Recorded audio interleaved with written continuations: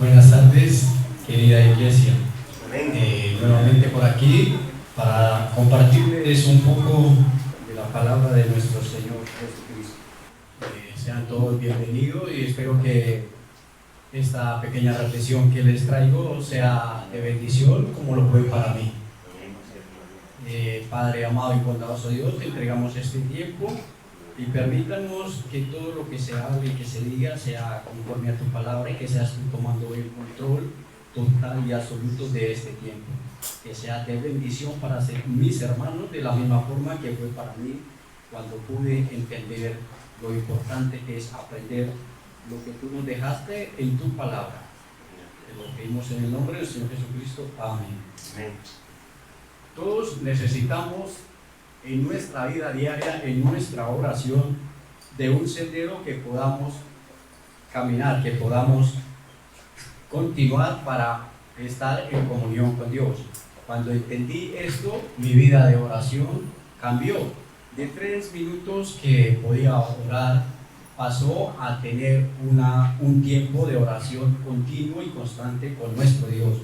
Pero no solo eso, también además de esto, pude empezar a disfrutar de la oración. Pero no siempre fue así. Cuando estaba en el nivel 2 del discipulado, el pastor de la iglesia nos puso una tarea de que oráramos una hora durante una hora diaria durante una semana, basándose en lo que Jesús le dijo a sus discípulos cuando se quedaron dormidos en Getsemaní. Mateo 26, 36, 30. Entonces Jesús fue con ellos al huerto de olivos llamado Getsemaní y dijo: siéntense aquí mientras voy allí para orar. Se llevó a Pedro y a los hijos de Zebedeo, Santiago y Juan, y comenzó a afligirse y a angustiarse. Les dijo: mi alma está destrozada de tanta tristeza, hasta el punto de la muerte. Quédense aquí y velen conmigo. Él se adelantó un poco más y se inclinó rostro en tierra mientras oraba. Padre mío, si es posible que pase de mí esta copa de sufrimiento. Sin embargo, quiero que se haga tu voluntad, no la mía. Luego volvió a los discípulos y los encontró dormidos. Le dijo a Pedro: no pudieron velar conmigo ni siquiera una hora. Cuando el pastor nos puso esta tarea de orar una hora durante una semana diaria, para mí eso era como una tortura, era un martirio, porque no podía concentrarme ni siquiera 2 minutos o 3 minutos y elevar una plegaria a nuestro amado Dios. Para mí eso fue un tiempo muy difícil, que realmente me hacía yo la pregunta: ¿cómo pudo nuestro Señor Jesucristo orar una hora todos los días? Y los discípulos hicieron la misma pregunta, porque en cierta ocasión le dijeron que le enseñara a orar. Lucas 11:1. Una vez Jesús, estando orando en cierto lugar, cuando terminó, uno de sus discípulos se le acercó y le dijo: Señor, enséñanos a orar. Jesús les dijo algo muy importante. Recuerdo cuando estaba un niño, cuando aún era un niño, que vivíamos en la casa de la abuela, que era una casa campestre muy grande, y ella nos reunía en su habitación y nos ponía a rezar lo que se llama el Rosario de los Mil Jesús. Entonces, en ese entonces recuerdo que éramos bastante los niños que estábamos, y eran pocos los adultos y unos cuantos adolescentes. Ella empezaba con todo lo que tiene que ver de preparativo para hacer este rezo, y en sus cuentas y todas estas cosas había una parte donde todos teníamos que empezar a decir, no sé cuántas veces, eso era interminable: Jesús, Jesús, Jesús. En ese entonces tenía un tío que era muy irreverente, y él, cuando estaba ya cansado y agotado, empezaba a decir: Jesús, Jesús, Jesús. Y todas las personas que estábamos dentro de la habitación empezamos a repetir de un momento a otro lo mismo: Jesús, Jesús. Y hasta mi abuela también lo hacía. Y eso nos causaba demasiada risa. Entonces yo reflexionaba ya cuando empecé a tener un poco más de madurez espiritual y decía, pero si algo que mi abuela hacía que era para protección de la familia y seguridad de la casa, porque tiene esa costumbre de realizar esto en el mes de mayo, creo que es el 3 de mayo, algo así, y lo hacían para seguridad y protección de la casa, y se volvía algo que, como una recocha. Entonces Jesús por eso le dijo algo muy importante, Mateo 6, 7, 8. Cuando ores, no parlotees de manera interminable como lo hacen los seguidores de otras religiones. Piensan que sus oraciones recibirán respuesta solo por repetir las mismas palabras una y otra vez. No seas como ellos, porque tu Padre sabe exactamente lo que necesitas, incluso antes de que se lo pidas. Entonces podemos ver como algo que era importante y que era una tradición familiar se convertía en algo de burla. Después de esto, Jesús les enseñó lo que se conoce como la oración del Padre Nuestro. Mateo 6, 9, 13. Vosotros pues oréis así: Padre nuestro que estás en los cielos, santificado sea tu nombre, venga tu reino, hágase tu voluntad en la tierra como en el cielo. Danos hoy nuestro pan cotidiano. Perdona nuestras deudas, como también nosotros hemos perdonado a nuestros deudores. Y no nos dejes caer en tentación, sino líbranos del maligno. Esta oración no es un rezo para repetirlo vanamente. Esta oración es un modelo de oración, es decir, es un sendero, es una ruta que nuestro Señor Jesucristo nos dejó para que nosotros cada día la pudiéramos tomar en nuestro tiempo de oración. ¿Qué es un sendero? Un sendero es un camino que nos lleva a un determinado lugar. De la misma manera, para nosotros cumplir con nuestros sueños, con nuestros objetivos y con nuestros propósitos, debemos de tener un sendero. Por ejemplo, si nuestro objetivo y nuestro propósito es construir una casa, Lucas 14, 28, 29 dice: supongamos que alguno de ustedes quiere construir una torre, una casa, digamos, en este tiempo. ¿Acaso no se sienta primero a calcular el costo para ver si tiene suficiente dinero para terminarla? Si echa los cimientos y no puede terminarla, todos los que la vean comenzarán a burlarse de él. Pues hoy día nadie se va a burlar por alguien que no tiene con qué terminar su casa, pero sí se va a echar a perder por la corrupción y por el paso de los tiempos, y entonces le va a salir más costoso cuando vuelva a iniciar su obra. En este caso, ¿cuál es la ruta? La ruta, el sendero que se debe tomar en este caso. El sendero es que uno tiene primero que calcular los costos, hacer un presupuesto, luego hacer un ahorro, después comprar el terreno y los materiales y finalmente construir su casa. Para predicar también se necesita un sendero. Nuestro Señor Jesucristo es el mejor predicador y Él usó un sendero conocido como el Sermón del Monte. Inició con las bienaventuranzas. Imagínense que nos dice que nosotros debemos de estar gozosos y dichosos y alegres por lo que no tenemos o por lo que nos hace falta. Bienaventurados los de escaso de corazón o espíritu, porque de ellos es el reino de los cielos. Después nos dio una palabra de fe diciéndonos que nosotros somos la luz del mundo. O sea que cuando nosotros recibimos a nuestro Señor Jesucristo y el Espíritu Santo habita ya en nosotros, donde nosotros vamos, donde nosotros estemos, donde nos pongamos, nosotros vamos a hacer luz. Y todo el mundo por eso siempre mira al cristiano y se enfoca su vista en él, porque sabe que el cristiano tiene que ser una persona diferente, que tiene que brillar con la luz de nuestro Señor Jesucristo. Continuó con una confrontación, haciéndonos un llamado a dar frutos y a brillar con su luz. No solamente nosotros debemos decir que somos o que pertenecemos a algo, que somos cristianos porque lo decimos por nuestra boca. No, eso debe ser algo que es permanente en nuestra vida. Debemos de dar frutos, tanto frutos en el trabajo como en el hogar y en nuestra vida cotidiana.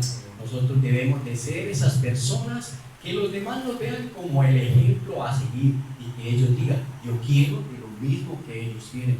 De eso se trata. Los frutos no es tanto lo material o lo que yo pueda darle a los demás, es más el comportamiento y la forma de cómo yo vivo y cómo yo me comporto para que los demás me identifiquen y sepan de que yo realmente soy un hijo de Dios. Luego hizo una comparación entre lo que es vivir bajo la ley y lo que es vivir bajo la gracia. Aclaró que él no vino a abolir la ley, sino a establecer un nuevo estilo de vida de mejor calidad. Y nos dio unas pautas para que pudiéramos vivir ese estilo de vida, esa nueva vida. Bajo la gracia, enojarse es lo mismo que matar. El adulterio se inicia en nuestro corazón. El divorcio es pecado. Debemos acumular tesoros en el cielo. Debemos amar y perdonar a nuestros enemigos, orar, inclusive orar por ellos e interceder por nuestros enemigos. Entre otras cosas que nos lo dice Mateo 5, 1, 48. Ahí están todos los pasos y los requerimientos que nuestro Señor Jesucristo nos dejó para que tuviéramos una vida ejemplar y para que tuviéramos una vida de mejor calidad. Así como hay senderos para cumplir un sueño y para predicar, también hay senderos para orar. La oración, el Padre Nuestro, es el sendero que nuestro Señor Jesucristo nos dejó. Y en su oración, un modelo, nos dejó 10 pasos para que nosotros los incluyamos dentro de nuestras oraciones diarias. El primer paso es: Padre nuestro que estáis en los cielos. Debemos declarar nuestra posición en Cristo. Cuando nosotros decimos Padre, estamos recordando que en nuestro Señor Jesucristo somos hijos de Dios, fuimos perdonados y fuimos declarados justos. Segundo, santificado sea tu nombre. Dar gracias, adorar y alabar. Antiguamente, en el Antiguo Testamento, esto era lo que se debía hacer antes de entrar a la presencia de Dios. Es muy importante que nosotros conozcamos los nombres de nuestro Padre, de nuestro Dios, porque estos nombres, cuando nosotros los exaltamos, los decimos, los mencionamos, estamos dando a conocer los atributos de nuestro Dios. Por ejemplo, cuando yo escuché por primera vez el nombre de Yahweh Nisi, para mí fue algo extraño, porque decir nuestro Dios es mi estandarte era algo que no tenía sentido ni significado en ese entonces. Pero luego empecé a comprender y a darme cuenta de la importancia del significado de lo que es un estandarte. Cuando los países pertenecen a una organización, por ejemplo, digamos la ONU, en el caso de nuestro país, Colombia, cada país debe de enviar un destacamento a esa organización y lo pone en una situación o en una parte del mundo donde haya un conflicto bélico. Por ejemplo, Colombia tiene el batallón número 3 de infantería, que es el que representa a nuestro país ante las Naciones Unidas. Y cuando uno llega a este destacamento en el Sinaí, lo primero que se encuentra es el estandarte. Cuando uno ve ese estandarte tan maravilloso allá del ejército de Colombia, el pecho se le hincha de orgullo, porque se siente admirado de ver que uno puede pertenecer a esta organización que es para ayudar a sostener la paz del mundo. Entonces, cuando yo entendí esto y cuando estuve ahí en ese instante, me pude dar cuenta de lo importante que es el estandarte. Cuando salía uno a patrullar, a verificar la zona, a veces escuchaba soldados de otros países que veían el estandarte de Colombia y mencionaban, este batallón, este ejército son hombres valientes, son guerreros. Estuvieron en una batalla en Corea y cuando les tocó presentar la prueba, fueron fuertes y valientes y pudieron derrocar al enemigo y no permitieron de que el enemigo invadiera esa localidad, esa ciudad. Entonces se pide nomás por el mero reconocimiento del estandarte, ya los demás países saben que ese es un país que tiene un ejército bien entrenado. Entonces cuando yo tuve el entendimiento de Jehová Nisi, Yahweh Nisi, para mí, cuando estoy en mi intimidad con Dios y cuando resalto este nombre, es algo demasiado grande y me lleno de orgullo al saber que mi estandarte, que mi baluarte, que lo más importante y mi bandera que me guía es el Dios de los ejércitos celestiales, que no ha perdido ni una sola batalla, que Él es el creador, el dador y el hacedor de nuestras vidas. Entonces es importante que tengamos presente esto. Tercero, venga tu reino, interceder para que el reino de Dios se establezca en nuestras vidas y en las vidas de los demás. Cuarto, hágase tu voluntad en la tierra como en el cielo. Tomar tiempo para escuchar la voz de Dios y permitir que el Espíritu Santo nos guíe, tanto para orar como para tomar cualquier decisión, inclusive para nosotros afirmarnos en la voluntad de nuestro amado Dios. También podemos hacerle preguntas específicas a Dios y en silencio esperar su respuesta. 5. Danos hoy nuestro pan cotidiano de cada día. Orar por nuestras necesidades diarias. Tiene que ver con el trabajo, con el alimento, con el vestir, con todo lo que cada día necesitamos, inclusive con nuestros anhelos, con nuestros deseos, con todas esas ambiciones que tenemos. Dios quiere que dependamos de Él cada día. Él quiere ser nuestro sustento. 6. Perdónanos nuestras deudas, pecados u ofensas, confesar nuestros pecados y si es necesario restaurar nuestra relación con Dios. Es muy importante que nosotros confesemos todos nuestros pecados, porque a veces pensamos que nosotros somos cristianos y que no tenemos pecado, pero muchas veces esos pequeños pecados, esas pequeñas zorrillas son las que echan a perder el cultivo. De modo pues que debemos cada día de mirar dentro de nosotros y entregarle a Dios y confesarle todo esto que nosotros hemos estado haciendo contrario a su mandato. Por ejemplo, podemos tener malos pensamientos, a veces podemos juzgar equivocadamente sin pensarlo. Todas estas cosas nos van poniendo esas trampas que el enemigo nos aleja de la intimidad con Dios. Entonces es importante pedir perdón por nuestros pecados y restablecer la relación si es necesario. 7. Perdónanos como también nosotros hemos perdonado a nuestros deudores, a los que pecan contra nosotros. Perdonar a los que nos han hecho daño y sanar nuestras heridas emocionales, así como nosotros perdonamos a todos aquellos que han cometido falta contra nosotros y que en algún momento de pronto nos han hecho daño.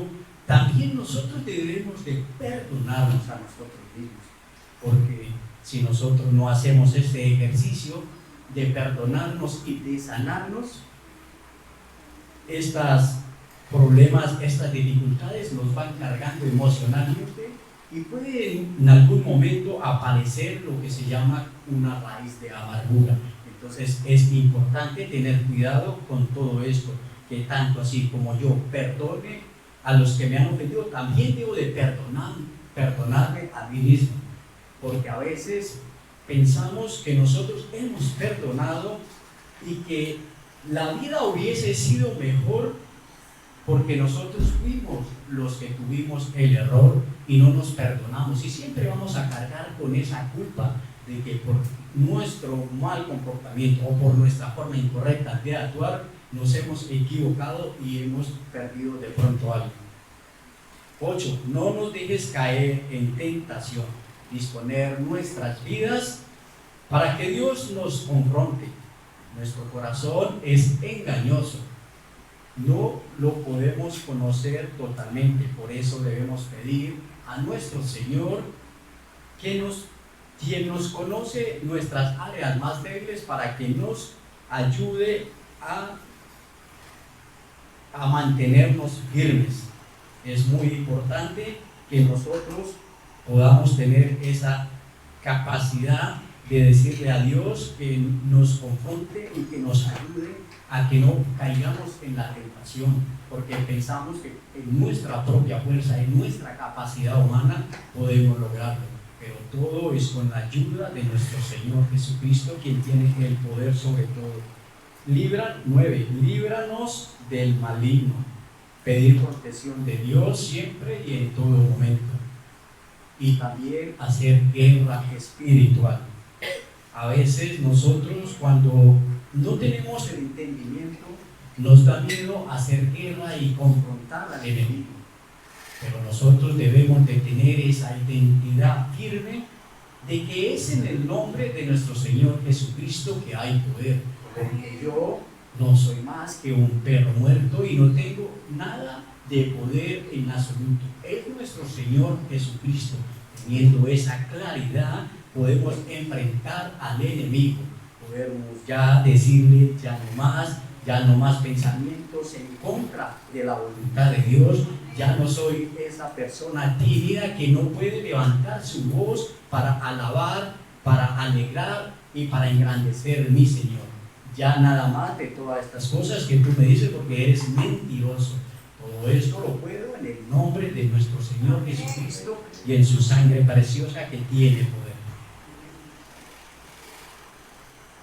10. Porque tuyos son el reino y el poder y la gloria para siempre. Adoración.